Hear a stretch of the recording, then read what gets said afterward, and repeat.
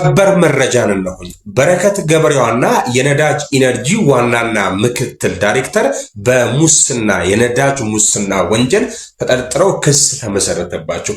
አንድ ወዳጄ እንደዚህ ያለኝ ነገር ትዘረኝ። እኛን ሸዋሸዋ ሲሰሩን ማሳና አሳውን ያሳዩናል። ጉድ እኮ ነው።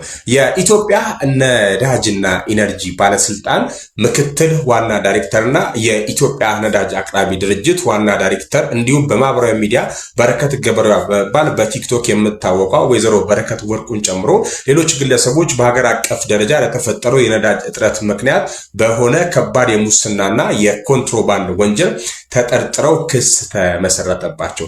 የፌዴራል ከፍተኛ ፍርድ ቤት ልደታ ምድብ የሙስና ጉዳዮች ወንጀል ችሎት መዝገቡን ተቀብሎ ማየት የጀመረ ሲሆን በአቃቢ ሕግ ክስ ላይ እንደተመለከቱ ባለስልጣናቱ የፍቃድ አሰጣጥ መምሪያን በመጣስ ከተከሳሽ ወይዘሮ በረከት ወርቁ ጋር በመመሳጠር ከ466,000 ሊትር በላይ ነጭ ናፍጣ ያለምንም ህጋዊ አግባብ እንድታገኝ አድርጓታል። ተከሳሽ በረከት ገበሬዋ ማለት ነው ከዚህ ቀደምም ለኢንቨስትመንት በሚል ሽፋን በጋምቤላ ክልል ዲማ ከተማ በወጣ የንግድ ፍቃድ ከ100,000 ሊትር በላይ ነዳጅ በቀጥታ ከጅቡቲ በመውሰድ ምንም አይነት የነዳጅ ማከማቻ ሳይኖራት ከ100 ብር በሚበልጥ ዋጋ የተገዛውን ነዳጅ በ1200 ብር አካባቢ ለወርቅ አምራቾች በህገወጥ መንገድ መሸጡ በክሱ ላይ በዝርዝር ቀርቧል። የእነዚህ ባለስልጣናትና የግለሰብ ህገወጥ ድርጊት በመንግስት ሀብት ላይ ከፍተኛ ጉዳት ከማድረስም በላይ በገበያው ላይ ለታየው የነዳጅ እጥረት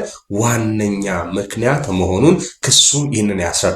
ከዚህም በተጨማሪ በዚህ የክስ መዝገብ የተካተቱ ሌሎች ተከሳሾች በሚሊዮን የሚቆጠሩ ሊትር ነዳጅ በማጭበርበር ህገወጥ የነዳጅ አከፋፈት ፍቃድ ማለት ነው በማውጣት እንዲሁም ነዳጅን ከመንግስት ቁጥጥር ውጪ አድርጓል ተብሎ ተከሰው ፍርድ ቤት ቀርቧል። እንዲሁም ክሱ በተመሰረተባቸው አንዳንድ ተከሳሾች መኖሪያ ቤትና ቢሮ ላይ በተደረገ ድንገተኛ የፍተሻ ብርበራ በቤታቸው ማለት ነው የአሜሪካ ዶላር፣ ዩሮና የእንግሊዝ ፓውንድ በህገወጥ መንገድ ተደብቆ መገኘቱን ክሱ ይህንንም አመልክቷል።